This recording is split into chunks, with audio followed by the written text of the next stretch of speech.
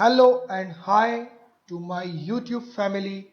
I welcome you all on Crack Grade B platform for UPSC EPFO exam 2020.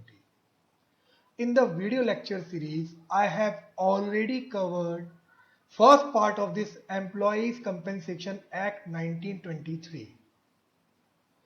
In this video lecture series, we will cover second part of this Employee Compensation Act 1923. तो अगर आपने अभी तक मेरा वो first part नहीं देखा है, आप उसको जाके एक बार देख लें। बिकॉज ऑफ कि कई सारे प्रोविजंस हैं जो मैंने फर्स्ट पार्ट में कवर किए हैं और उनका रिलेवेंस इन सेकंड पार्ट में आपको देखने के लिए मिलेगा। So friends, let's see what we are going to cover in today's lecture related to Employees Compensation Act 1923. Before moving ahead, I would like to inform you that we have prepared a study material for all these three subjects: Industrial Relation, Labor Law, Social Security, General Accounting Principle and Indian Economy. If you want to purchase this material, it will cost you 1699 for all these three material. And if you want to purchase Industrial Relation, Labor Law, Social Security, General Accounting Principle only, it will cost you 1499. And if you want to purchase Industrial Relation, Labor Law, Social Security only, it will cost you 1299. So friends, इस video के नीचे link में sample दिया है material का, आप उसको जाके वहां से चेक कर सकते हैं और सेटिस्फाई हो सकते हैं। और अगर आप ये मटेरियल हमारा खरीदना चाहते हैं तो आप हमारी वेबसाइट www.crackgradeb.com को जाके विजिट कीजिए। वहां पे मटेरियल सेक्शन में ईपीएफओ सेक्शन में जाके आप जैसे ही इस मटेरियल को परचेज करते हैं, इसकी हार्ड कॉपी आपके रजिस्टर्ड एड्रेस पर भेज दी जाएगी। और अभी लॉकडाउन की वजह से we are not able to send the hard copy of this material, तो we have make a provision that आप इसको अभी ऑनलाइन भी पढ़ सकते हैं as soon as आप जैसे इस मटेरियल को खरीदते हैं।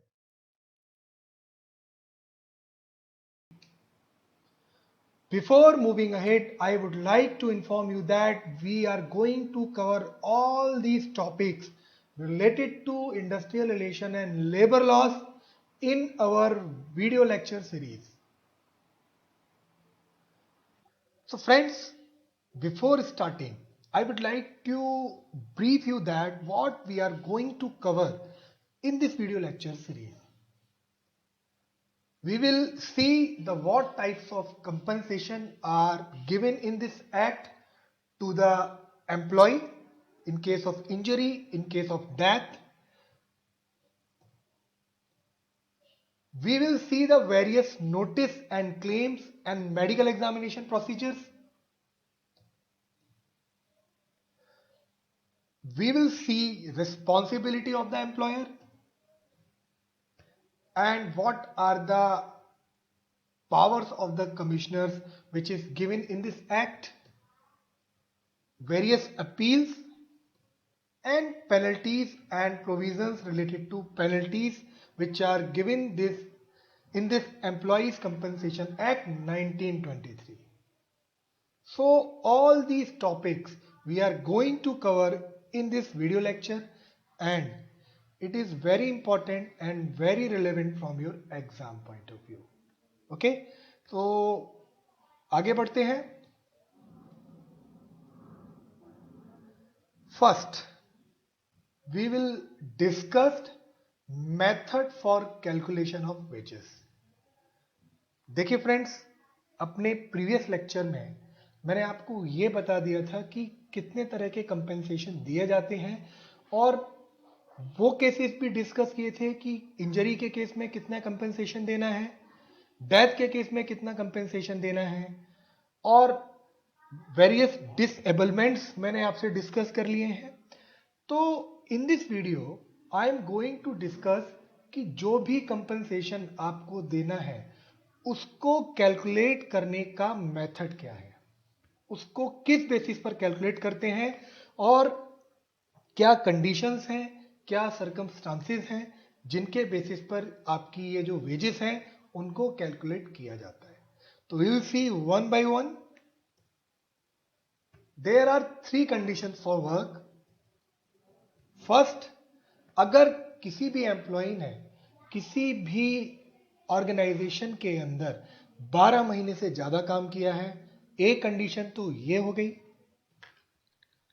दूसरी कंडीशन है कि अगर उसने 1 महीने से कम काम किया है, और तीसरी कंडीशन ये है कि कुछ ऐसी इंफॉर्मेशन अगर आपको नहीं मिल पा रही है कि उसकी वेजेस को कैलकुलेट कैसे किया जाए, तो वो होती है थर्ड कंडीशन। तो इन 3 कंडीशंस में we will calculate the wages of the employee जिसको आपको कंपनसेशन देना है।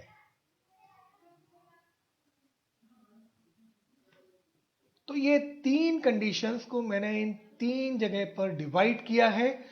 और पहले हम देखेंगे कि अगर किसी एम्प्लॉय ने 12 महीने से ज्यादा काम किया है तो उसकी वेजेस को कैसे कैलकुलेट किया जाता है for compensation. It is a simple case. इसमें आपको कुछ नहीं करना है। उसकी जो टोटल वेज है उसको 12 महीने से डिवाइड कर दो। उसके बाद जो अमाउंट आएगा वो यूज होगा उसके कंपनसेशन को देने के लिए। इन सेकेंड केस, अगर उसने 1 महीने से कम काम किया है तो उस केस में आप कैसे उसकी वेजेस को डिफाइन करेंगे? उस केस में equal to the monthly wages earn by the same employee. What does it mean? कि अगर कोई एम्प्लॉय सेम लोकेलिटी में सेम जगह पर सेम काम कर रहा है तो आप उसकी वेजेस को कैलकुलेट करके, जो वेजेस आप वहां से कैलकुलेट करेंगे, you can use it for giving compensation to the employee जिसके लिए आप उस वेजेस को कैलकुलेट कर रहे हैं। सेकेंड केस, अगर आपके पास प्रॉपर इंफॉर्मेशन अवेलेबल नहीं है कि उसकी वेजेस को कैलकुलेट कैसे किया जाए, तो उस केस में total wages earn in continuous period उसका 30 टाइम्स डिवाइड कर देंगे आप टोटल डेज से। For example, a person is able to earn 2,50,000 rupees in total continuous period, which is defined here. So 2,50,000 is multiplied by 30 and divided by 250. What is 250? 250 is the amount or total days, not amount, it is total days in which our employee work for continuous period. So when you will calculate this amount, it is coming 30,000. 30,000 rupees is coming as the wage for calculation of the compensation. There is a one concept, interruption in continuous period should not be more than 14 days. I am talking about a continuous period. Continuous period को जब आप calculate करते हैं तो उसमें अगर आपका interaction 14 days से कम आ रहा है तब तो वो कंटिन्यूअस पीरियड काउंट होगा, अदरवाइज नहीं काउंट होगा। तो ये प्री कंडीशन है कंटिन्यूअस पीरियड को काउंट करने के लिए। So now we have finished methods for calculating wages. Now you will see what are the other compensations given in this act. The first one is the review and commutation of the half monthly payment. If you consider that any type of half monthly payment is given in this act, so what can be the conditions in which these conditions this half monthly payment is given by the employer to the employee? तो first condition is agreement between the parties. अगर दोनों parties के बीच में agreement हुआ है कि हमें हाफ मंथली पेमेंट देनी है एम्प्लॉय को, तब हाफ मंथली पेमेंट दी जा सकती है। दूसरा, अगर कमिश्नर ने ऑर्डर किया है सब्जेक्टेड टू द कंडीशन, अगर वो मेडिकल सर्टिफिकेट लेके आता है किसी मेडिकल एग्जामिनर से, तो उस केस में कमिश्नर हाफ मंथली पेमेंट के लिए ऑर्डर दे सकता है। तीसरी कंडीशन है as per the rule under the act. अगर इस एक्ट में कहीं भी रूल दिया है हाफ मंथली पेमेंट के लिए, उस बेसिस पर भी हाफ मंथली पेमेंट दी जा सकती है। और अगर कोई रूल इस एक्ट में दिया गया है तो उस केस में मेडिकल सर्टिफिकेट की भी जरूरत नहीं होती। तो ये हो गया review and commutation of the half monthly payment. In case of the review, the sole right for review of this half monthly payment is rest with the commissioner. Commissioner can review, alter, increase or decrease the half monthly payment which is defined under this Act of Employees Compensation Act 1923. Now, it is a very important point, distribution of the compensation. अब मुझे compensation तो decide हो गया, लेकिन उसको distribute कैसे करना है? तो first pre condition is that in case of deceased employee, अगर कोई भी इंसान मर गया है due to injury, due to accident, तो उस केस में कंपनसेशन तब तक नहीं देंगे जब तक कि कमिश्नर नहीं बोलेगा। और अगर एम्प्लॉय ने 3 महीने की सैलरी एडवांस में दे दी है तो उस केस में भी कमिश्नर के पास राइट है कि अगर कोई आगे जाके ज्यादा कंपनसेशन बनता है तो वो उस अमाउंट को कम कर देगा, या फिर रेस्ट अमाउंट जो बन रहा है, किसी भी पार्टी का बन रहा है, एम्प्लॉयर या एम्प्लॉय का, तो दोनों केस में जिसके पास अमाउंट ज्यादा चला गया है तो वो दूसरी पार्टी को वापस करने के लिए बोल सकता है। तीसरा केस, अगर अमाउंट 10,000 रुपए से ज्यादा है तो वो आपका कमिश्नर के पास जमा होगा for the distribution between the dependents of the deceased employee. Okay, अब इसमें बात आती है कि अगर जो अमाउंट कमिश्नर के पास डिपॉजिट है और वो बेनिफिशियरीज को देना है, तो जो अमाउंट उसने डिस्ट्रीब्यूट किया है वो उसका स्टेटमेंट एम्प्लॉय को देगा कि आपने जो अमाउंट मेरे साथ डिपॉजिट किया था वो मैंने इन लोगों में डिस्ट्रीब्यूट किया है, उसका स्टेटमेंट देगा।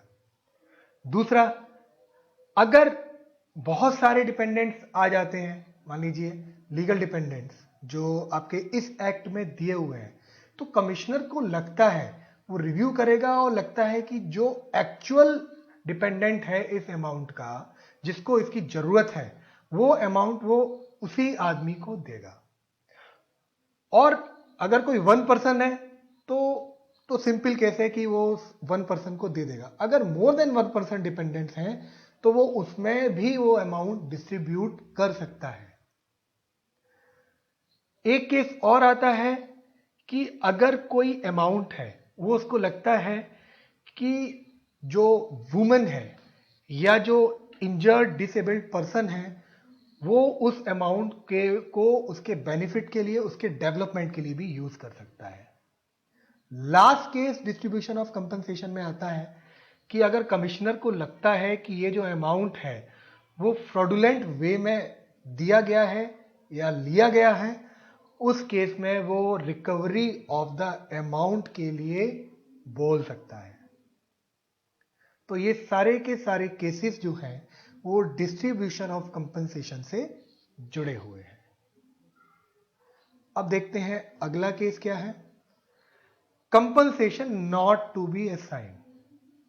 देखिए, एक छोटी सी बात है, समझने की बात है कि जो कंपनसेशन आप दे रहे हो वो जो एम्प्लॉय है, जो डिफाइंड है इस एक्ट में, उसको ही देना है, किसी और को नहीं देना। अगर मान लीजिए कोई इमूवेबल प्रॉपर्टी अटैच भी हो रही है कंपनसेशन देने के लिए, तो इस बात का ध्यान रखा जाए कि कंपनसेशन जो दिया जा रहा है वो एम्प्लॉय को ही देना है, इस केस में किसी और को नहीं दे सकते। तो ये जो है compensation not to be assigned, एक सेक्शन है इन दिस एक्ट, उसमें डिफाइन किया गया है। अगला देखते हैं friends, contracting out of the compensation. मान लीजिए कि एम्प्लॉय और एम्प्लॉयर के बीच में कोई कंपनसेशन को लेके एक कॉन्ट्रैक्ट साइन हो गया है, तो उस केस में जो एम्प्लॉय है वो अपना राइट जो है वो खो देगा कंपनसेशन के लिए। उसने ऑलरेडी, अगर पार्टी ने एक कॉन्ट्रैक्ट साइन कर लिया है फॉर द कंपनसेशन, तो जो राइट ऑफ द एम्प्लॉय है फॉर गेटिंग कंपनसेशन वो रिलिंक्विश हो जाएगा, खत्म हो जाएगा। Compensation to be first charge. देखिए, अगर कोई भी एम्प्लॉय है और कोई भी एम्प्लॉयर है, एम्प्लॉयर अगर अपनी प्रॉपर्टी को ट्रांसफर करता है लेकिन अगर उससे पहले उसको कंपनसेशन देना है डिजीज एम्प्लॉय को, इंजर्ड एम्प्लॉय को, तो जो इमूवेबल प्रॉपर्टी होगी, ट्रांसफरेबल प्रॉपर्टी होगी, तो जो राइट बनेगा, सबसे पहला जो राइट बनेगा कंपनसेशन का, वो उस इंसान का बनेगा जो इंजर्ड है या जो डिजीज्ड है। ये भी आपके इस सेक्शन में, इस एक्ट में डिफाइन किया गया है। Third, insolvency of employer and the compensation.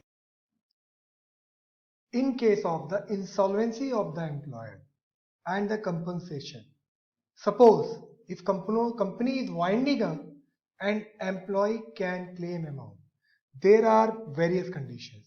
मान लीजिए कि कोई कंपनी इंसॉल्वेंसी के केस में वाइंड अप कर रही है, इंसॉल्वेंट हो रही है, तो उस केस में जो लायबिलिटी कंपनसेशन की एम्प्लॉयर की बनती थी, वो लायबिलिटी अब इंश्योरर की बनेगी to the employee. In second case, अगर कोई contract between employer and insurer के बीच में नल एंड वाइड होता है एम्प्लॉयर की तरफ से, तो उस केस में insurer at the time of insolvency, at the time of liquidation check करेगी, और चेक करने के बाद अगर वो देखती है कि वो नल एंड वाइड नहीं है, तो वो लायबल होगी कंपनसेशन के लिए to the employee. And the third point is that अगर कोई कंपनी रिकंस्ट्रक्शन के लिए वाइंड अप की जा रही है, तो उस केस में कोई भी कंपनसेशन के लिए लायबल नहीं होगा, एम्प्लॉय जो है वो कंपनसेशन के लिए लायबल नहीं होगा। Okay, now next we will see medical examinations and notice and claims of the accident. Under the medical examination, if an employee met with an accident, he should examine within 3 days of the medical practitioner. If employee refused to do so, he will be not entitled for the compensation. What does it mean? अगर आपका accident हुआ है तो आपको 3 दिन के अंदर medical practitioner से मिलके मेडिकल सर्टिफिकेट लेना है, प्रूव करना है कि हाँ आपको इंजरी हुई है। और अगर एम्प्लॉई ऐसा करने से मना कर देता है तो फिर वो किसी भी तरह के कंपनसेशन के लिए लायबल नहीं होगा।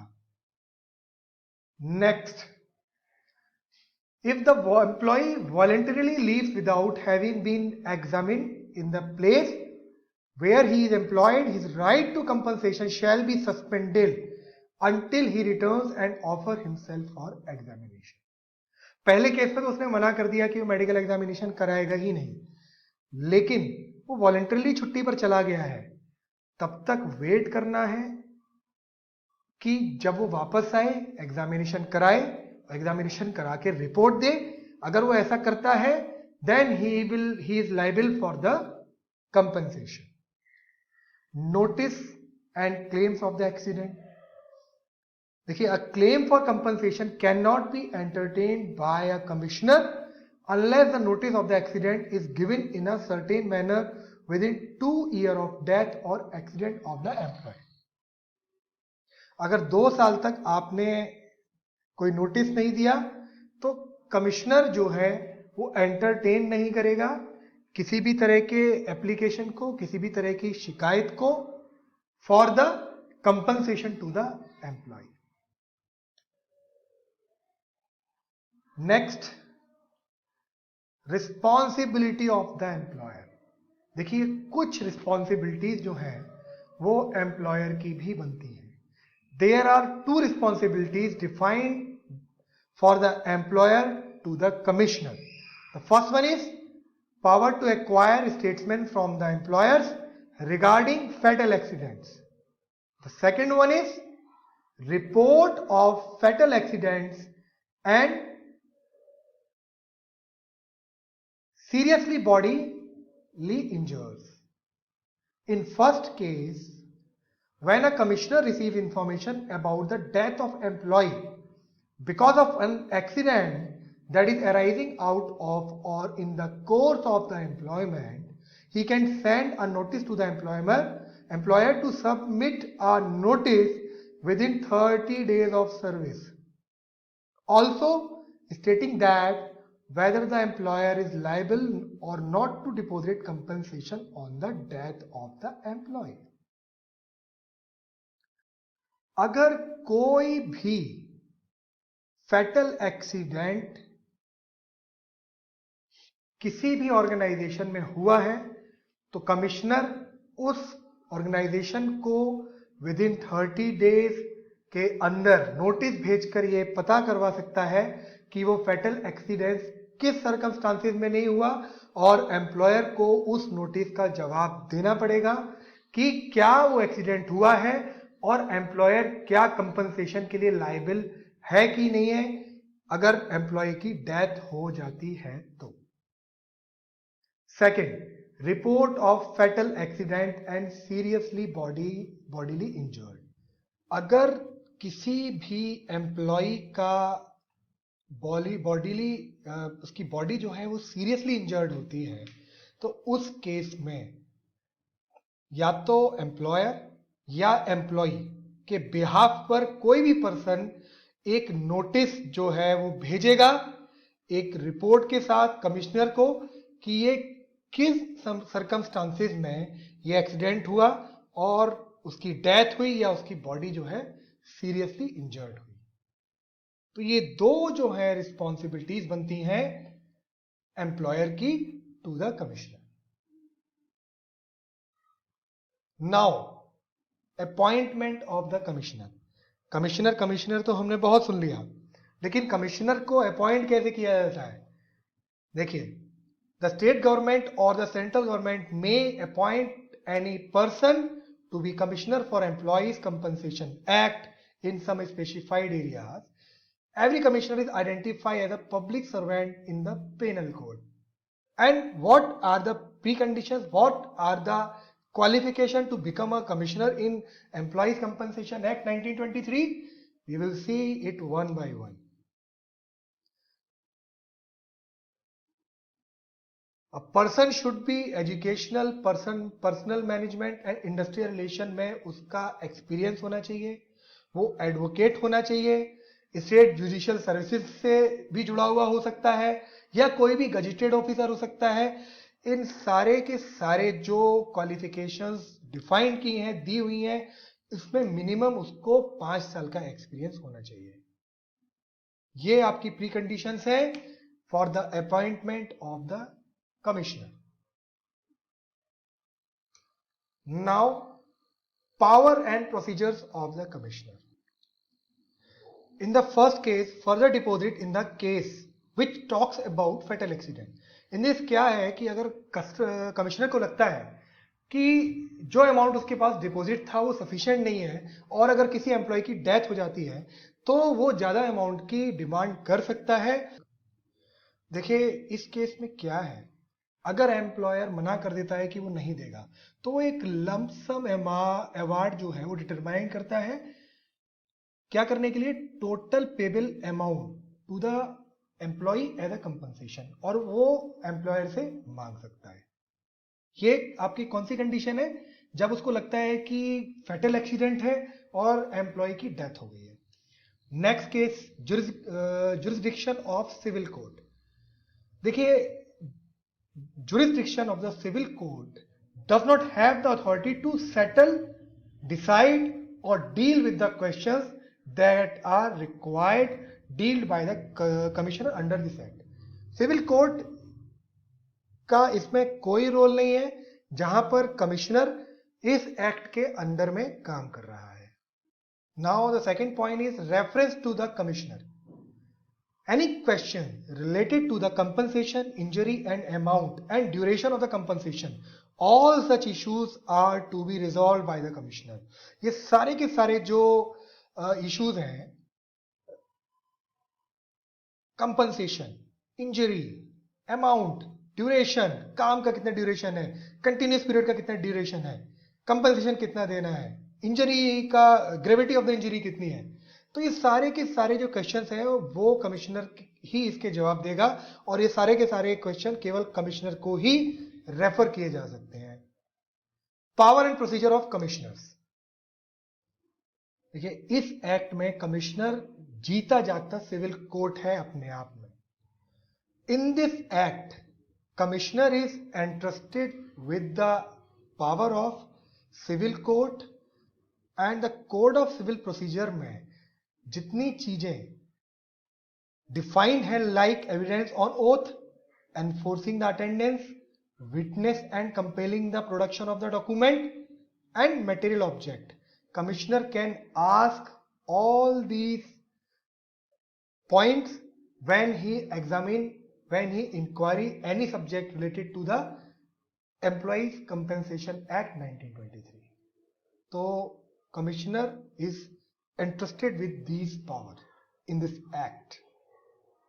Now appearance of parties। देखिए, कमिश्नर को पावर है कि वो किसी को भी एज ए विटनेस के रूप में बुला सकता है। वो पर्सन कोई भी लीगल प्रैक्टिशनर हो सकता है, an official of the insurance company हो सकता है, रजिस्टर्ड ट्रेड यूनियन और inspector appointed under section 8 of the factories act भी हो सकता है, और कोई भी officer which is specified by the state government with the permission of the commissioner और a person who is authorize to do so. तो कमिश्नर के पास पावर है कि वो इन सारे लोगों को पार्टीज के रूप में अपने सामने बुला सकता है जब उसको लगता है कि इनकी उसे जरूरत है। Methods of recording examination. Commissioner अगर कोई भी एविडेंस को रिकॉर्ड करेगा तो वो एक शॉर्ट नोट बनाएगा और उसको ड्यूली साइन करेगा। किसमें? अपनी हैंड राइटिंग में, और वो एज ए रिकॉर्ड रखा जाएगा डिपार्टमेंट में as the evidence of the case. Now time limit for the disposal of the cases relating to the compensation. Commissioner की भी लाइबिलिटीज हैं कुछ। Commissioner will dispose of the matter and give his decision within a period of 3 months। 3 महीने से ज्यादा का time नहीं ले सकता वो। अगर उसके पास कोई भी केस आता है उस डेट ऑफ रेफरेंस से विद इन 3 months उसको केस का डिस्पोजल करना ही है। Now power to submit cases. अगर कमिश्नर को लगता है कि कोई ऐसा क्वेश्चन है जो वो समझ नहीं पा रहा है रिलेटेड टू द केस, और वो क्वेश्चन जो है वो इंटरप्रिटेशन चाहता है लॉ की फॉर द डिसीजन, तो वो क्या करता है कि उस क्वेश्चन को, उस केस को हाई कोर्ट को रेफर कर सकता है अगर वो लगता है उसे कि हाँ ये हाई कोर्ट में जाने के लायक है। Registration of agreement. मान लीजिए दो पार्टी ने किसी अमाउंट पर रजिस्टर कर लिया, तो कमिश्नर उसको, उस रजिस्ट्रेशन को एक मेमोरेंडम के अंदर अटैच करेगा। उससे पहले वो उन पार्टीज को 7 दिन के अंदर एक नोटिस भेजेगा कि वो एग्रीमेंट आप उसके पास भेजो, और जैसे ही वो एग्रीमेंट पार्टीज कमिश्नर के पास भेजती हैं तो उसको मेमोरेंडम के साथ अटैच करके रिकॉर्ड करके रख देगा। हाँ, 2 कंडीशन इसमें वेरी इंपॉर्टेंट है। A commissioner may refuse to register the memorandum on the following grounds. First, अगर उसको लगता है कि जो अमाउंट सेटल्ड है दोनों पार्टी के बीच में वो इनएडुकेट है।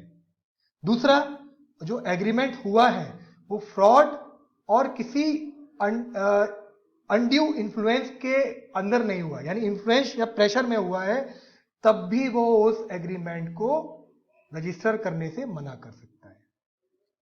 Now effect of failure to the register agreement. अगर कोई भी एग्रीमेंट रजिस्टर्ड नहीं होता है तो कमिश्नर ये मानेगा कि जो एम्प्लॉयर है उसको फुल अमाउंट देना है, और वो फुल अमाउंट जब तक देना है जब तक कि कमिश्नर उसको ना बोले कि तुझे आधा अमाउंट देना है या उससे कम देना है या उससे ज्यादा देना है। अगर कोई एग्रीमेंट रजिस्टर्ड नहीं होता है तो कमिश्नर ये मान के चलेगा कि employer will give the full amount as the compensation. इस पॉइंट को आप समझने की कोशिश कीजिए। एग्रीमेंट के अंदर हो सकता है कि कुछ कम अमाउंट भी वो लोग पार्टी एग्री कर जाए, और एक्ट के हिसाब से ज्यादा अमाउंट बन रहा हो, जो वेजेस हमने काउंट की थी उनके हिसाब से। तो अगर एग्रीमेंट उसके पास नहीं पहुंचता है या रजिस्टर नहीं होता है किसी भी वजह से, या इन दो कंडीशंस की वजह से जो मैंने पहले डिफाइन की, तो यह माना जाएगा कि एम्प्लॉयर जो है वो एम्प्लॉय को फुल कंपनसेशन देगा as per the act. Now अब ये चीज देखते हैं कि हाई कोर्ट में जो अपील है, अपील किस किस सेक्शन में किस किस कंडीशंस में की जा सकती है। देखिए, a lump sum amount as compensation is awarded as an redemption of half the monthly payment is away। पहले केस में आप ये एक चीज देखिए कि अगर lump sum amount as a compensation award हुआ है as an redemption of half monthly payment, और अगर पार्टी उससे सेटिस्फाई नहीं है तो हाई कोर्ट में अपील की जा सकती है। दूसरा, अगर कोई अवार्ड, इंटरेस्ट और पेनल्टी जो सेक्शन 4A में हमने पढ़ी थी वो हुई है, उससे वो सेटिस्फाई नहीं है तो भी वो जा सकता है।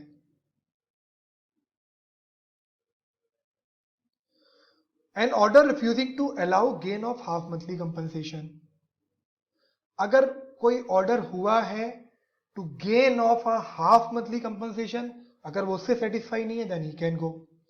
डिस्ट्रीब्यूशन ऑफ कंपनसेशन से सेटिस्फाई नहीं है, मान लिया कि 3 लोग हैं, मम्मी, बच्चे और भी जो लोग डिपेंडेंट्स हैं, लाइबल है कंपनसेशन के लिए, उनके आपसी विवाद है, तब भी वो हाई कोर्ट में अपील कर सकते हैं कि जो डिस्ट्रीब्यूशन ऑफ कंपनसेशन कमिश्नर ने किया है वो उससे सेटिस्फाई नहीं है। इन ऑर्डर टू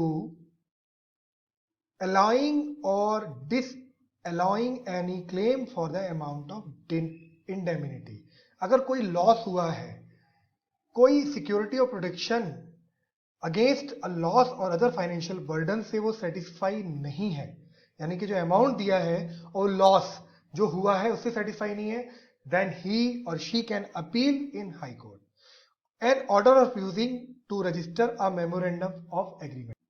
जो मेमोरेंडम ऑफ एग्रीमेंट रजिस्टर किया है कमिश्नर ने, अगर कोई पार्टी उसे सेटिस्फाई नहीं है then he can also move to the high court. कुछ सर्टेन केसेस भी हैं जिसमें हाई कोर्ट में अपील नहीं की जा सकती है, उन केस को भी फ्रेंड्स हम लोग एक बार देख लेते हैं। अगर कोई जो केस है जिस केस पर कमिश्नर इंक्वायरी कर रहा है और उस केस के अंदर कोई सब्सटेंशियल क्वेश्चन ऑफ लॉ आता ही नहीं है या इन्वॉल्व ही नहीं है, उस केस में हाई कोर्ट में आप अपील नहीं कर सकते। सेकंड केस, अगर कोई डिस्प्यूट है और उस डिस्प्यूट के अंदर केवल 10,000 रुपीज का ही डिस्प्यूट है और कोई भी एक ऐसा अमाउंट जो सेंट्रल गवर्नमेंट अपने ऑफिशियल गजेट में नोटिफिकेशन के द्वारा निकालती है, वो अमाउंट से अगर डिस्प्यूट कम है, यानी कि 10,000 या सेंट्रल गवर्नमेंट ने कोई अमाउंट डिफाइन किया है, अगर उससे वो डिस्प्यूट कम का है, उस केस में भी आप हाई कोर्ट में नहीं जा सकते, आप कमिश्नर के साथ ही उसको बैठ के उस केस को सॉल्व कीजिए। और अगर पार्टीज कमिश्नर के डिसीजन से एग्री नहीं है, they are not abide by the decision of the commissioner, they can appeal in the high court। एक बहुत इंपॉर्टेंट कंडीशन है, unless the memorandum of appeal is accompanied by a certificate by the commissioner to the fact that the appellant has deposited with him the amount payable under the order appeal against। इसका मतलब ये हुआ कि कोई agreement हुआ था parties के बीच में जिसका मेमोरेंडम बना और उसमें कोई अमाउंट डिसाइड हुआ है, जब तक वो कमिश्नर के पास जमा नहीं हो जाएगा, कमिश्नर उस मेमोरेंडम को सर्टिफाई नहीं करेगा, तब तक आप हाई कोर्ट में जाके अपील नहीं कर सकते। सिंपल वे में आप ये समझिए, कोई एग्रीमेंट हुआ, उसका मेमोरेंडम हुआ, अगर वो अमाउंट कमिश्नर के पास जमा नहीं है और कमिश्नर को सर्टिफाई नहीं किया तो आप हाई कोर्ट में जाके अपील नहीं कर सकते। ये आपकी होगी अपील। अब फ्रेंड्स देखते हैं penalties. Penalties are divided into 3 section. First, fails in maintaining a book that is required to maintain. The person fails to make a report and return that is needed to send, fails to inform the employee of his right to claim compensation needed. First case में आपको याद होगा, a notice book access to the injured employee on prescribed by the state government should be available in the organization. अगर वो notice book maintain नहीं कर रहा है employer, then he is liable for the penalties. Second case में the person fails to make a report and return. Report में आपको याद होगा कि फेटल एक्सीडेंट के केस में, सीरियस बॉडीली इंजर्ड के केस में, मैं आपको दिखा देता हूं। इस केस में power to acquire statement from the employer regarding fatal accidents, मैंने आपको बताया था, याद होगा कि एम्प्लॉय को नोटिस भेजता है कमिश्नर की विदिन 3 डेज वो सर्टिफाई करे कि जो उसके यहाँ एक्सीडेंट या डेथ हुई है किन सर्कमस्टांसेस में हुई है, क्या वो लाइबल है कंपनसेशन के लिए और या नहीं है, वो सर्टिफाई करे। दूसरा, report of fatal accident and seriously body injuries. इस केस में अगर कोई भी एक्सीडेंट होता है तो या तो एम्प्लॉयर या उसके बिहाफ पर कोई आदमी विदिन 7 डेज एक नोटिस जो है वो कमिश्नर के यहाँ भेजेगा कि मेरे यहाँ ऐसा ऐसा एक्सीडेंट हुआ है विद अ सर्टेन रिपोर्ट, और उसमें वो डिटेल बनाएगा डेथ की या सीरियसली बॉडी इंजर्ड की। तो ये सारी की सारी जो रिपोर्ट्स है ना, अगर आप इनको प्रॉपर वे में नहीं देते हो तो then you are liable for the penalty. Now return क्या होता है कि हर साल एम्प्लॉयर को उसके यहाँ हुई इंजरीज की, उसके यहाँ हुई डेथ की, उसने जो कंपनसेशन दिया उसकी रिटर्न उसको स्टेट गवर्नमेंट को और एप्रोप्रिएट अथॉरिटी को हर साल देनी पड़ती है। अगर वो ऐसा नहीं करता है then he is liable for the penalties. Now the last case is fail to inform the employee of his right to claim compensation needed.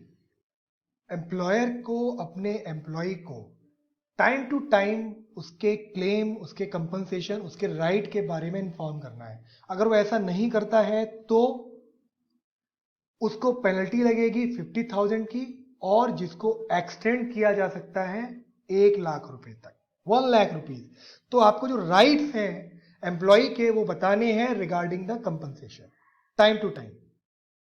Now इसमें 2 पॉइंट और हैं। No prosecution can take place without the previous sanction of the commissioner. कोई भी prosecution होगा उसमें commissioner के sign, commissioner की consent बहुत जरूरी है, और कोई भी कॉग्निजेंस बाय द कोर्ट नहीं लिया जा सकता। केवल एक केस में लिया जा सकता है, अगर कमिश्नर की नॉलेज के अंदर विद इन 6 मंथ उसने अगर कोई भी एक्शन नहीं लिया तो उस केस में कोर्ट इंटरफेयर कर सकता है। तो फ्रेंड्स, ये आपके इंपॉर्टेंट प्रोविजंस थे, इंपॉर्टेंट सेक्शन से related to employees compensation act. अब इस पर मैं कुछ क्वेश्चंस डालूंगा, उनको आप सॉल्व करना, अपनी स्ट्रेंथ को चेक करना कि आपको कितनी नॉलेज गेन हुई और आपकी जो कॉम्प्लेक्सिटीज है इस एक्ट को लेके, इसकी डेफिनेशंस को लेके कितना आपने समझा। ठीक है friends, what we have covered in our study material, that in general accounting and principle we have covered all these topics which we are going to discuss in video lecture series also. In industrial relation and labor laws we have covered all these topics, and in Indian economy we have covered a static part with very simple concept और इसमें जो language use की गई है वो बहुत ही layman language है concept को क्लियर करने के लिए। तो फ्रेंड्स, ये सारे के सारे मटेरियल जो है हम अपने यहाँ डिज़ाइन करते हैं बहुत ही रिलायबल रिसोर्सेज से, और 80 to 85% क्वेश्चन जो है वो हमारे मटेरियल से इन सारे के सारे एग्जाम्स में आते हैं। पिछले कुछ सालों में हमने ये सिलेक्शंस दिए हैं, ये हमारे कुछ स्टार परफॉर्मर हैं जो पिछले कुछ सालों में सेलेक्ट हुए हैं, और ये सारे के सारे कोर्सेज हम अपने यहाँ डिज़ाइन करते हैं। तो friends, thank you and happy learning. पढ़ते रहिए, मेहनत करते रहिए और लॉकडाउन का फ़ायदा उठाइए।